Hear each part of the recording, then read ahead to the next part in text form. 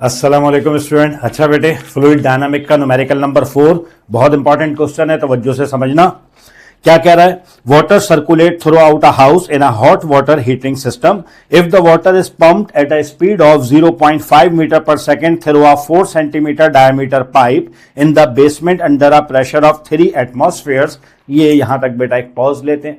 कह रहा है कि एक घर के अंदर जो है वो वाटर हीटिंग सिस्टम है, जिसमें जो बेसमेंट में जो पाइप जा रहा है जिससे वो हॉट वाटर फ्लो कर रहा है, उसका आपको स्टेट दिया हुआ है बेसमेंट का, ठीक है ना, जहां पे आप फाइनेंस लगाते हैं, जहां से वो हॉट वाटर जो है वो फर्नेस से आ रहा होता है।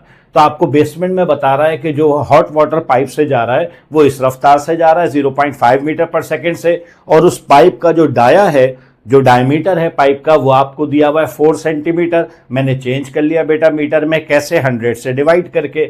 अच्छा, और प्रेशर बता रहा है कि किस प्रेशर से जो है वहां पे पानी जा रहा है उस पाइप से, तो वो 3 एटमॉस्फेयर से जा रहा है। 3 एटमॉस्फेयर को मैंने यूनिट कंसिस्टेंसी के तहत, बाकी सब ऐसा यूनिट में है ना, तो इसे भी बेटा पास्कल या न्यूटन पर मीटर स्क्वायर में कन्वर्ट करना होगा। तो मैंने एटमॉस्फेयर को कन्वर्ट कर लिया बेटे पास्कल में या न्यूटन पर मीटर स्क्वायर में। कैसे करते हैं आप लोग जानते हैं, फिर भी बता दूं बेटे यहाँ पे कि हमारे पास 1 एटीएम जो है वो बराबर होता है 1.013 एक्सपोनेंशियल 5 न्यूटन पर मीटर स्क्वायर या पास्कल, कुछ भी कह लीजिए बेटे। तो मेरे पास जो है वो डेटा में दिया हुआ था 3 एटमॉस्फेयर, तो मैंने 3 को इस वैल्यू से मल्टीप्लाई कर दिया, तो मल्टीप्लाई करके मेरे पास ये आ गया। ठीक है, ये बेसमेंट की सारी स्टेट्स दी हुई है। हाइट उसने नहीं बताई हुई बेटा, लेकिन जब बेसमेंट को उसने जो है वो रेफरेंस पॉइंट लिया है, तो वहां पे हम हाइट 0 एज्यूम करेंगे। तो मैंने इसके साथ बेसमेंट में हाइट भी लिख दी, कितनी? 0 मीटर। ठीक है, ये बेसमेंट्स की स्टेट्स थी। उसके बाद क्या हुआ जरा देखिए, what will be the flow speed and pressure.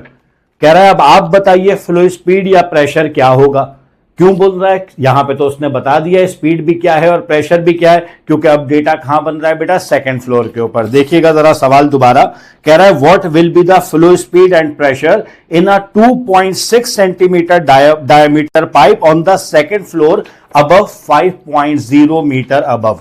अच्छा जी, क्या कह रहा है कि अब हम सेकंड फ्लोर पे देखते हैं जब इसी पाइप को, तो हम ये देखते हैं कि वहां पे हाइट जो गेन हो गई वो कितनी हो गई? 5 मीटर, और डायामीटर भी बेटा पाइप का रिड्यूस होके कितना रह गया? 2.6 सेंटीमीटर रह गया। यहां पे 4.0 सेंटीमीटर था, यहां पे 2.6 सेंटीमीटर आ गया सेकंड फ्लोर पे। इसे भी मैंने मीटर में कन्वर्ट कर लिया 100 से डिवाइड करके, और हाइट दी हुई है 5 मीटर। ठीक है, तो बताइए सेकंड फ्लोर के ऊपर उसी फ्लूइड की, उसी पानी की स्पीड क्या होगी और प्रेशर क्या होगा, ये आपसे पूछा है। तो बहुत अच्छा सवाल है, और तो कुछ नहीं है। हाँ, एक बड़ी इंपॉर्टेंट बात आखिर में देखो, ब्रैकेट में कह रहा है assume the pipes do not divide into branches. कह रहा है कि आप इस चीज को भी एज्यूम कीजिए कि जो पाइप है वो ब्रांचेस में डिवाइड नहीं हो रहा, क्योंकि प्रैक्टिकली ऐसा ही होता है बेटा कि वहां से जो मेन पाइप आ रहा होता है वो आगे जाके फिर मुख्तलिफ ब्रांचेस में डिवाइड हो रहा होता है ताकि मुख्तलिफ कमरों में चले जाए। लेकिन यहां पे आपसे कह रहा है कि पाइप जो है वो डिवाइड नहीं हो रहा। क्यों कह रहा है बेटा? इसकी वजह भी आगे समझ में आ जाएगी। तो चलो बेटा, V2 और P2 हमें मालूम करना है। तो सर ये सवाल करें कैसे? देखो बेटा, इसमें 2 आपको जो है वो चीजें इस्तेमाल करनी पड़ेंगी। पहले आप इस्तेमाल करेंगे law of conservation of mass, जिससे आपको V2 मालूम होगा। आपको याद होगा आपने law of conservation of mass के तहत इक्वेशन ऑफ कंटिन्यूटी पढ़ी थी आपने, और इक्वेशन ऑफ कंटिन्यूटी आपको ये कहती थी कि फ्लो रेट जो होता है वो दोनों एंड से सेम रहता है अगर बीच में कोई डिवीजन नहीं है तो इसलिए बेटे आपने उसने आपको ये बताया कि पाइप के अंदर कोई डिवीजन एज्यूम ना कीजिए। जब कोई डिवीजन नहीं है तो हम जानते हैं कि बीच में ना मैस क्रिएट होगा ना मैस खत्म होगा। तो जितना पानी एंटर होगा बेटा एक एंड से, उतना ही पानी दूसरे एंड से आएगा। ठीक है ना, ये हमने इक्वेशन ऑफ कंटिन्यूटी में पढ़ा था कि product of area and speed will remain same for entering and for leaving. तो पहले बेटा हमें V2 मालूम करना है, ये हम law of conservation of mass यानी इक्वेशन ऑफ कंटिन्यूटी से मालूम करेंगे। कैसे करेंगे देखते हैं। मैं स्पेस को मैक्सिमम यूटिलाइज करने के लिए इस तरह से बना देता हूं। चलिए जी, तो सबसे पहले तो हम आते हैं स्पीड के ऊपर। स्पीड के लिए हम law of conservation of mass की हेल्प लेंगे, जो हमें क्या कहती है? जो हमें ये कहती है the product of area and speed will remain same at both and. यहां पे आ गए जनाब हम, और ये इसीलिए बेटा हम कर पाए क्योंकि उसने बताया हमें कि पाइप में कोई डिवीजन नहीं है। ठीक है ना। अच्छा जी, अब इसके लिए सर हमें चाहिए एरिया। एरिया नहीं है सर हमारे पास, कोई बात नहीं, हम सब जानते हैं। यहां पे मैं कुछ सपोर्टिंग काम कर लेता हूं। हम सब जानते हैं कि एरिया किसके बराबर होता है बेटे, पाई आर स्क्वायर, है ना। जो क्रॉस सेक्शनल एरिया है पाइप का वो पाई आर स्क्वायर के बराबर होगा। सर आर नहीं है हमारे पास, कोई बात नहीं, हमारे पास डायमीटर है, ये भी हम जानते हैं। डायमीटर को 2 से डिवाइड करेंगे तो रेडियस बन जाएगा। तो चलिए R1 कैसे आ जाएगा, 0.04 को जो है 2 से डिवाइड कीजिए तो 0.02 हो जाएगा। ये आपके पास R1 आ गया। और R2 कितना हो जाएगा, ये भी देखो D2 दिया हुआ है 2.6 यानी 0.026 मीटर। इसे 2 से डिवाइड कीजिए तो ये हो जाएगा 0.0 और ये हो जाएगा 13 मीटर। R1 R2 आ गया। तो चलो इस फॉर्मूले के अंदर जो है वो एरिया की वैल्यूज रख दो। V2 तुम्हें मालूम करना है, तो ये हो जाएगा बेटे तुम्हारे पास पाई आर स्क्वायर, क्योंकि A1 की बात हो रही थी R1 कह दो, पाई कांस्टेंट है इसके साथ 1 नहीं लगाएंगे sir, multiply by V1 is equal to, इसकी जगह क्या आ गया, फिर दोबारा पाई, फिर दोबारा आर स्क्वायर, लेकिन अब R2 आएगा और ये V2 एज इट इज आ गया।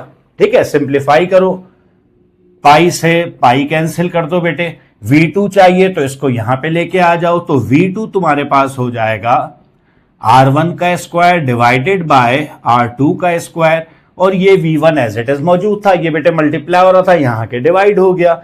चलो भाई इसे ऐसे लिख लो, तो V2 हो जाएगा R1 अपॉन R2 का स्क्वायर। ठीक है जी, दोनों का कंबाइन कर लिया और ये V1 आ गई हमारे पास। अब देखो बेटे तुम्हारे पास R1 भी है, तुम्हारे पास R2 भी है, तुम्हारे पास V1 भी है, ये रहा डेटा में। तो अब तुम V2 निकाल लोगे। जल्दी से मुझे बताओ कि V2 जो है वो इनिशियल स्पीड से ज्यादा आना चाहिए या कम आना चाहिए। कैलकुलेट कर लेंगे, लेकिन ज्यादा आना चाहिए या कम आना चाहिए। सर ज्यादा आना चाहिए, ये हमारा कॉन्सेप्ट है, हमें कैलकुलेशन से पहले से पता है ज्यादा आना चाहिए।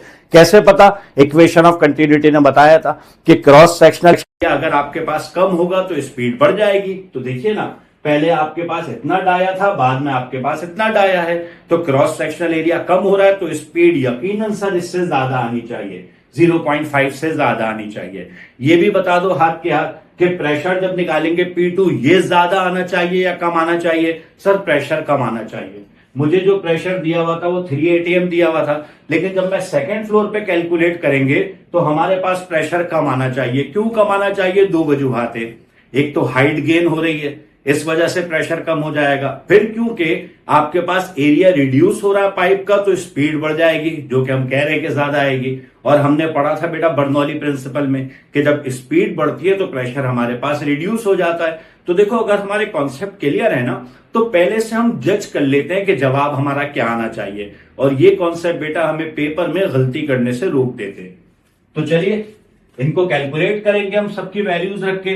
तो V2 आपके पास आ जाएगा बेटे 1.2 यूनिट हो जाती है मीटर पर सेकेंड। करके देखिएगा यही आएगा। हम बिल्कुल सही सोच रहे थे सर कि स्पीड जो है वो ज्यादा हो जाएगी प्रीवियस के मुकाबले में, क्योंकि जो आपके पास क्रॉस सेक्शनल एरिया है वो कम हो गया। अच्छा जी, अब आइए P2 के ऊपर, प्रेशर के ऊपर। प्रेशर कैसे मालूम होगा, प्रेशर के लिए आपको जाना पड़ेगा बर्नौली के ऊपर, है ना। बर्नौलीज प्रिंसिपल आपने पढ़ा था, law of conservation of energy, जो आपसे ये कहता था कि दोनों एंड के ऊपर, एंटरिंग पे भी और लीविंग पे भी, टोटल मैकेनिकल एनर्जी कंजर्व रहती है। ये आप लोग पढ़ चुके हैं। और टोटल मैकेनिकल एनर्जी क्या क्या हो सकती है, फ्लूइड की प्रेशर एनर्जी हो सकती है, और क्या हो सकता है जनाब, फ्लूइड की काइनेटिक एनर्जी हो सकती है, क्योंकि फ्लोइंग है फ्लूइड, ठीक है। और क्या हो सकती है, ग्रेविटेशनल पोटेंशियल एनर्जी भी इन्वॉल्व करनी पड़ेगी। सर क्यों, क्योंकि हाइट के अंदर चेंज आ रहा है, तो ग्रेविटेशनल पोटेंशियल एनर्जी भी इन्वॉल्व हो जाएगी। तो एक बर्नौलीज के मुताबिक बेटा हम इस तरह लिखा करते थे, याद होगा आपको, कि दोनों एंड के ऊपर टोटल मैकेनिकल एनर्जी यानी प्रेशर एनर्जी P1 कह दीजिए, प्लस काइनेटिक एनर्जी आपके पास, तो ये हो जाएगा हाफ ρ1। ρ1 की जरूरत नहीं है सर, डेंसिटी हम सेम एज्यूम करते हैं, तो रो आ गया V1 स्क्वायर, ये काइनेटिक एनर्जी आ गई आपके पास, प्लस रो GH, इसके साथ 2 लगा दीजिए आप, सॉरी 1 इनिशियल ले रहे हैं आप, बेसमेंट वाला ले रहे हैं। ये आपके पास आ गई total mechanical energy, pressure energy, kinetic energy और आपके पास ग्रेविटेशनल पोटेंशियल एनर्जी, और ये बराबर होगी किसके, सेकंड फ्लोर वाली के। चलिए जी सेकंड फ्लोर पे लिख लीजिए तो ये हो जाएगा P2 plus half rho as it is रहेगा बेटे। ये V1 की जगह V2 का स्क्वायर आ गया प्लस रो अपनी जगह रहेगा बेटे, G अपनी जगह रहेगा और H1 की जगह H2 आ गया। ये आपके पास बर्नौलीज प्रिंसिपल है बेटा। तो इससे हम P2 कैलकुलेट करने की कोशिश करते हैं। तो चलिए देखते हैं। तो ये हमारे पास हो जाएगा P1 प्लस हाफ रो अपनी जगह V1 का स्क्वायर प्लस 0। ये 0 क्यों लिख दिया आपने? देखो ना बेटा H1 0 है, तो ये इससे जो भी मल्टीप्लाई होगा वो 0 हो जाएगा, तो बिला वजह लिखने की जरूरत नहीं है। 0 हो गया is equal to P2 as it is आ गया प्लस हाफ रो V2 स्क्वायर, ठीक है जी, प्लस का क्या हो जाएगा रो GH2। इसे हम 0 नहीं लेंगे क्योंकि H2 हमारे पास 5 मीटर की हाइट मौजूद है। अच्छा भाई, मालूम क्या करना है आपको? P2 मालूम करना है। तो चलिए P2 मालूम करते हैं। P2 को यहीं रहने दीजिए बेटे, बाकी सबको उठा के दूसरी तरफ ले जाइए। तो क्या क्या हो जाएगा आपके पास? P1 पहले से मौजूद था प्लस का हाफ रो V1 स्क्वायर पहले से मौजूद था। ये 0 तो हमारे पास खत्म हो गया, यहां से इसे ले आइए तो ये माइनस का हाफ हो जाएगा बेटे रो V2 स्क्वायर, इसे भी ले आइए तो ये माइनस का रो GH2 हो जाएगा।